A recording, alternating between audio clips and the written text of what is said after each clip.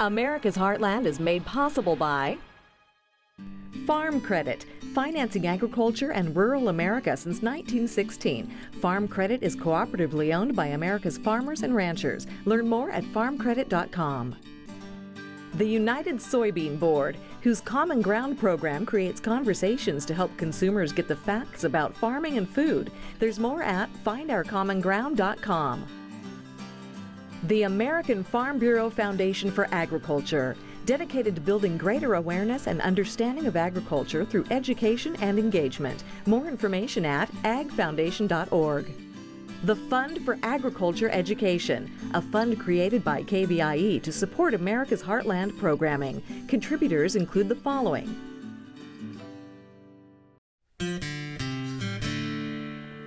We're on a pretty tight schedule. There are sheep to be fed at sunrise.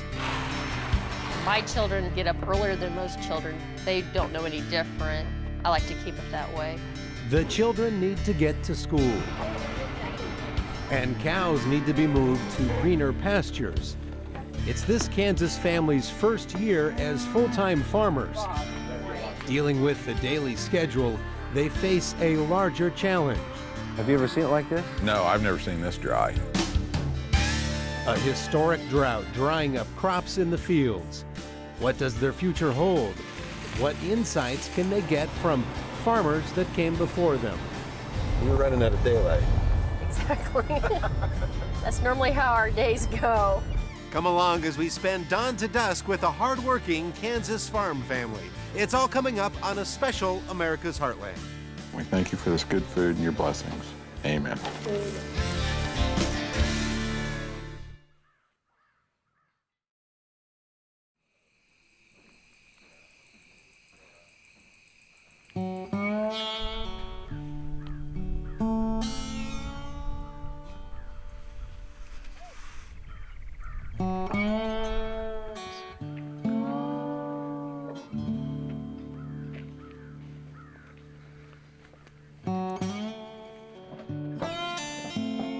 Try to hit out the door at 6 o'clock, sharp, a little blurry-eyed in the dark every morning. While much of Kansas is still sleeping, the Brunkow family is up before dawn.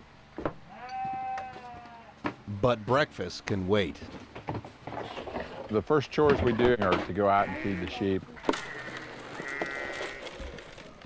Right now we have 6 lambs that children are going to take on to the State Fair in Wichita, and then we have a pen of 4 butcher lambs that we're raising up. We've got orders for some lambs. So we think it's important that the kids understand that we need to take care of the animals and to understand that their needs come first. You know, it doesn't matter if it's 30 below or 105 degrees, we need to take care of them first. The Broncos' other livestock is waiting impatiently to move to a new pasture. More on why they're moving early in a bit.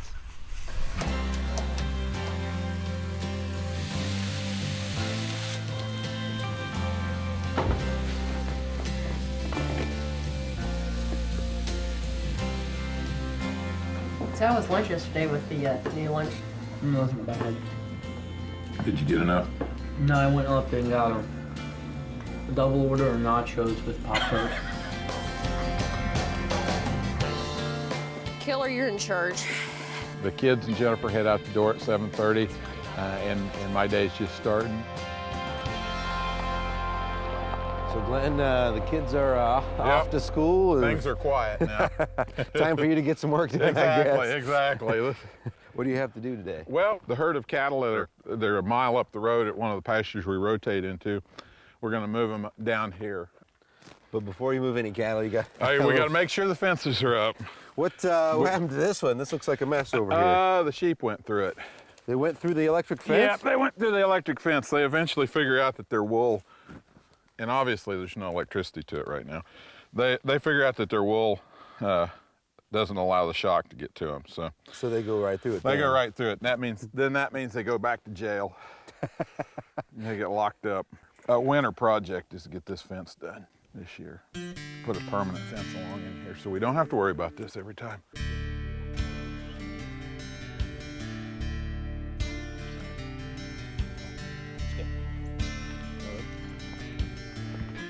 far down does this fence go? It goes clear to the top of the hill, the property line.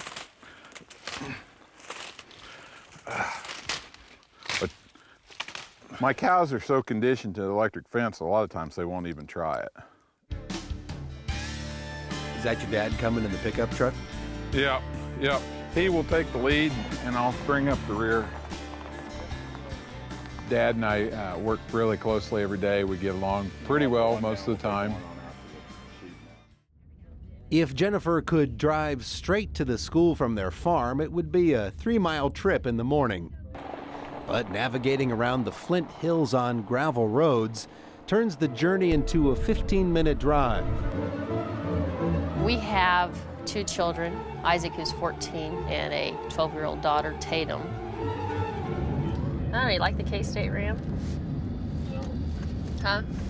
I said, do you like the new one? I haven't really looked at him to see.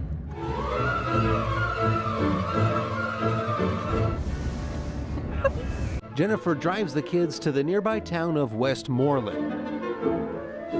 Oh my gosh.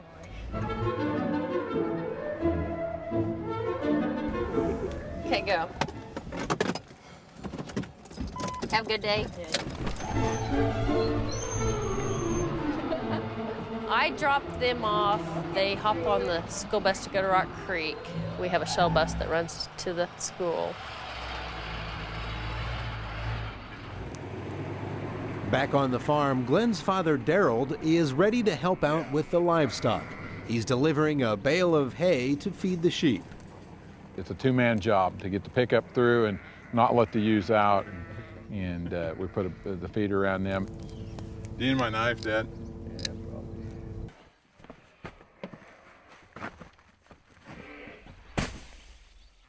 It's just a real blessing to get to work with him each day and to spend time with him.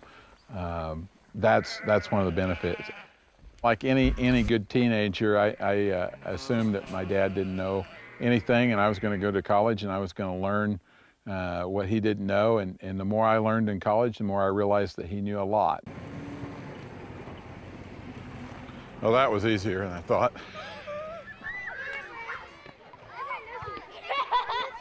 Here at Westmoreland Elementary School, I'm the school librarian. I help kids check out books and help them with their accelerated reading. Did you go anywhere this summer? I went to Hawaii. That's right, you went to Hawaii. This has been a popular book too. Have you read The Olympians? We have a mixture of farm kids and town kids. Some of our kids are military children. Who's the person in front of you? Dalton, Michaela. Are you gonna pass that person? No. No? Okay. This is a full-time job. I work from August till June. My job pretty much anymore is to pay for insurance. My husband gave up a full-time 8-to-5 job, but decided this year to farm full-time. Our monthly income is a lot more sparse than it was. We're looking at getting 2 or 3 paychecks a year versus every 2 weeks. It was a big leap. Jennifer and I talked about it for a long time. You could always find an excuse why not to. And I didn't want to look back on it later in life and say, I wonder if I'd have tried. Okay, now for the toughest part of the day. Glenn and his father now need to move a herd of cattle to another pasture. Our cows are so used to rotating pastures that pretty much you just got to kind of tell them what they're going to do and they do it. And generally we can move them. Sometimes they can get cantankerous, but most of the time they do pretty well. One of the side effects of this record-breaking drought across the Heartland is wandering cattle. Farmers and ranchers across the state are dealing with it here in Kansas. The situation is there's just not a lot of forage left in any pastures because conditions are so dry. So all you need is a break in a fence or an open gate, and you've got farmers spending their nights rounding up cattle that have wandered onto their neighbor's property or even onto the road.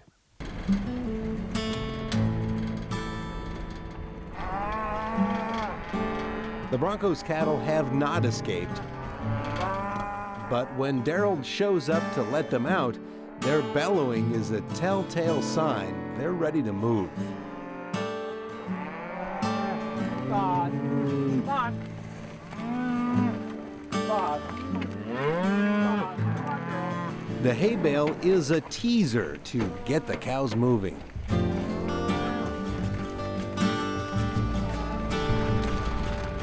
The cattle march down the lonely country road with a little help from today's farm visitor, making sure they don't wander down the neighbor's driveway.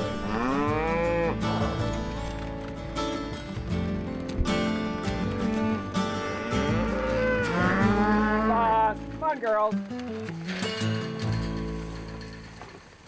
And the cattle are hungry, right? Yeah, you seen? They've got a lot to eat out here for a while now.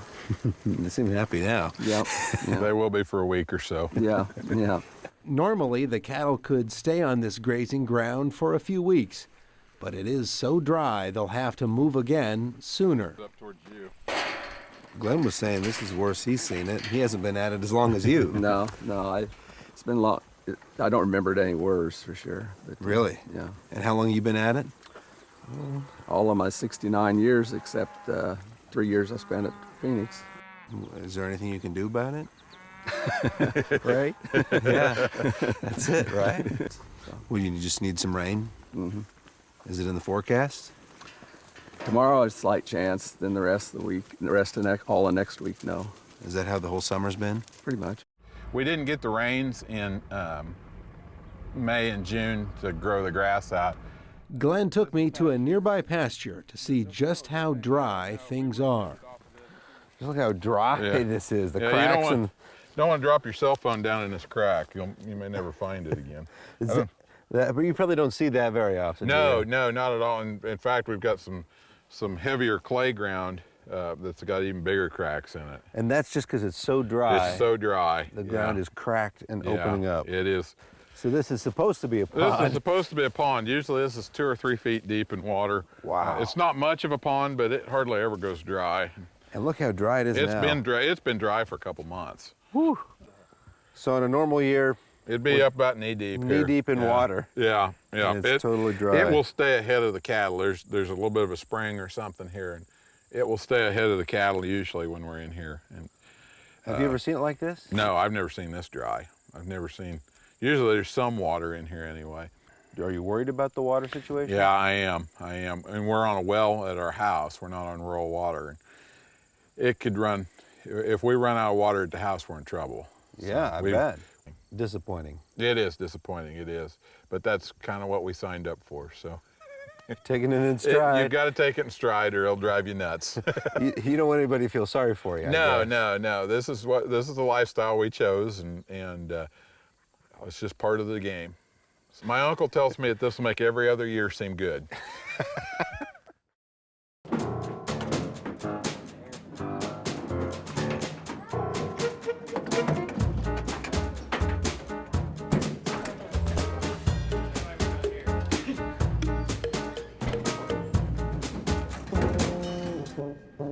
It's midday and Isaac's agriculture class is underway.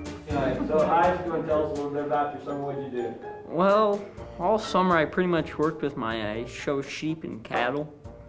And so I had to wake up pretty much every morning and walk my sheep down the road and run them back. So it's like weightlifting.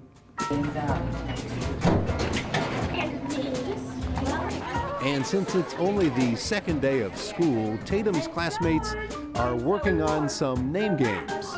I am Rapid Rights. Rapid Rights, Curious Katie. Wait, no, Creative Katie. I'm Curious Carmen, Zany Zach, Marvelous Megan, Itsy Izzy, Humble Haley, Faithful Faith, Dancing Dylan, Mad Marshall. Values that Running I'm hoping Reed, my children are Amazing getting, Abby, working hard pays off. Terrific Tatum. We want our kids to be able to talk to us about anything, and that's hard in today's world. But hopefully our kids grow up to be good, responsible, and make good choices. They're like every brother and sister. They will fight like cats and dogs, but when somebody does something to the other, they're there to defend them. Glenn recently left his full-time job as a county agriculture extension agent to farm full-time. But he works about 15 hours a week as the director of 2 nonprofit foundations in nearby Wamego. So, we don't want to handle the money, so can we work with you on this? Sure, that's what we're here for. It was a very worthy project. Back on the farm, Glenn's father has his own challenge. The chain on the corn harvester needs fixing. Parts for this old equipment are hard to come by, so they've been waiting days on a new one to arrive. After a quick stop for lunch, Glenn checks in on the progress.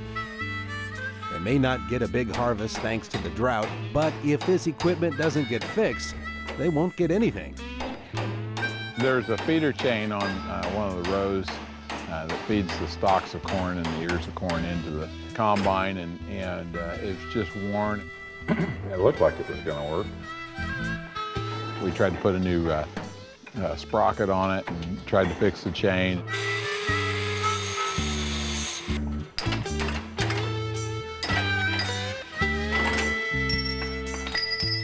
It just didn't work. So we're just gonna have to go without it. Fortunately, there are 2 chains on either side, so Glenn and Daryl decide to give it a try without that broken chain. It's a triage a lot of times that you do in the field and just make it work.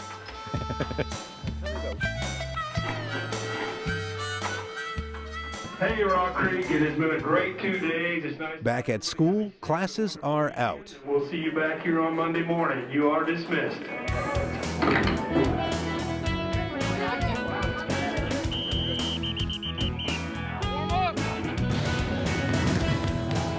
Tatum plays volleyball and basketball and softball.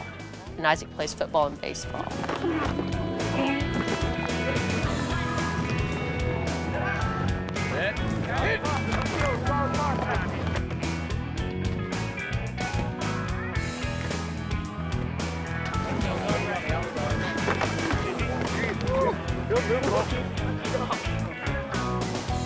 We try to give our kids every opportunity that they can if they want to do something.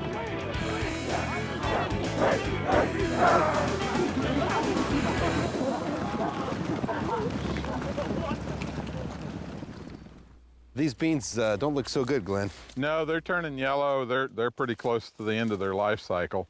Let's grab one here and we'll take a look at it, and then I'll show you one of the good ones. They have pods on there, I can see. Yeah, they're pods on there. They're going to start dropping off, and they're not filling up. This one is starting to fill. It's about the size of a pea. How big should that be right now? Oh, it should be a full-size soybean. It should be at least twice that big. Really? So fill up your hand, essentially. Oh, yeah. And look at them there. And then these would all make beans if we got some rain and if the plant lived long enough, each one of these blooms. But you can see they're already starting to drop off. I mean, there should be 3 pods there on that nodule.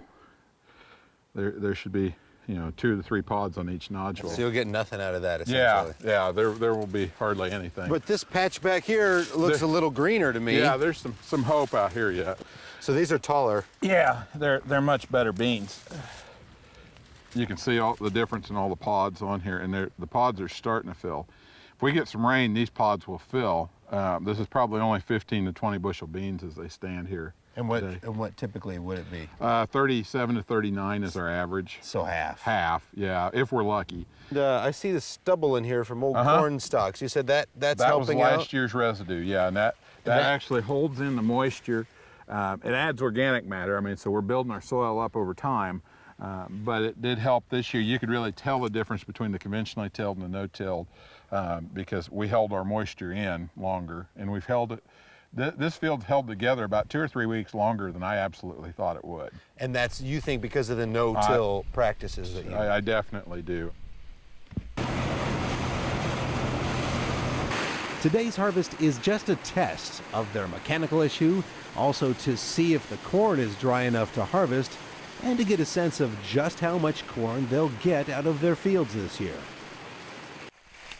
I think it's pretty wet yet, isn't it? I don't know. Yeah, pretty soft. That is some really sorry looking corn. Yeah, I've never seen ears like that. Glenn drives a small sample of the corn back to Wamego. It gets tested for moisture content at the local co-op. Hi, Glenn. Hello. What you got? Some corn. Really bad corn. Really bad corn? Really bad corn. We don't like really bad corn. Well, it looks a lot like what you got in the bucket there. So.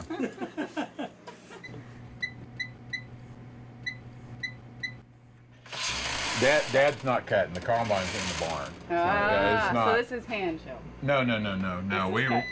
Okay. Oh, 16.4. Yeah, that's not too bad. The corn is not quite dry enough for harvest. Well, we'll get out of your hair. All right, thanks. Volleyball and football practice are done, and the Brunkow kids are on the move again. The activity bus takes them into Westmoreland. There's a lot of running back and forth I noticed today. There is a lot running back and forth. Well, it takes a few minutes for you to get off the gravel and into a highway that's paved. Yeah, in the wintertime, we have bad weather. It can be a little rough. When it snows, we've been snowed in for a couple days. And is it worth it living out here in the country? It's worth it. It really is. It occurs to me it's 6 o'clock and you still have to pick the kids up, do chores, go to a meeting, and have dinner and maybe homework if there's homework. Yeah, exactly. Because you're running out of daylight. Exactly. That's normally how our days go.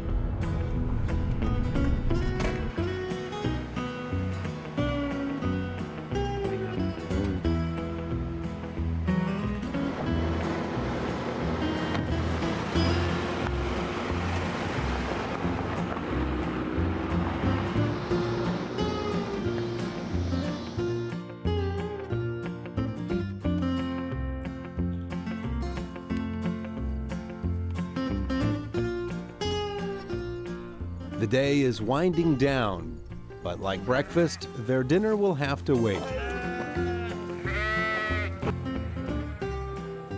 After evening chores, the family needs to head back into town for a 4-H meeting. You don't just raise something that goes down to the sale barn and goes through. You're raising that. You're raising beef. This year, the Brunkow children raised cattle that got sold and processed for beef. At this meeting, they get to see just how that beef was graded and how they stacked up against their fellow 4-H'ers. Roy and Todd are passing out how the cattle placed out and how it worked. I got a check for how much my steer graded, weighed, and my participation check. And here's the results. I got 15th place, which is better than last.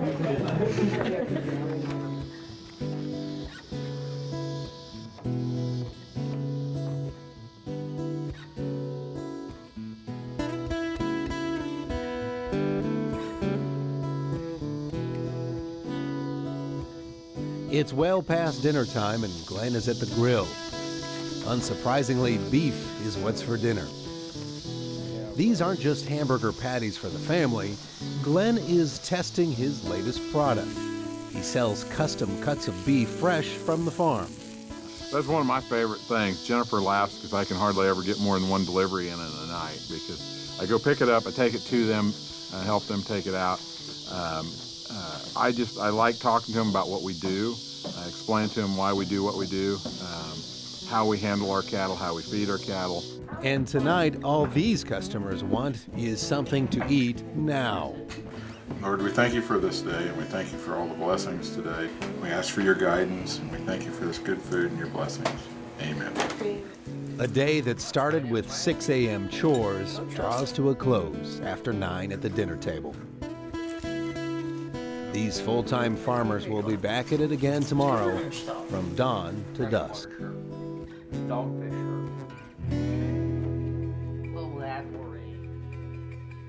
That's going to do it for this special edition of America's Heartland. Thanks for visiting Kansas and the Brunkow family with us. Always remember you can catch more of our show online at americasheartland.org and find us on many of your favorite social media sites as well. We'll see you next time right here on America's Heartland.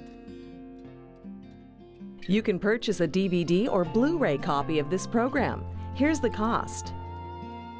To order, just visit us online or call 888-814-3923. You can see it in the eyes of every woman and man in America's heartland, living close to the land. There's a love for the country and a pride in the brand in America's heartland. Living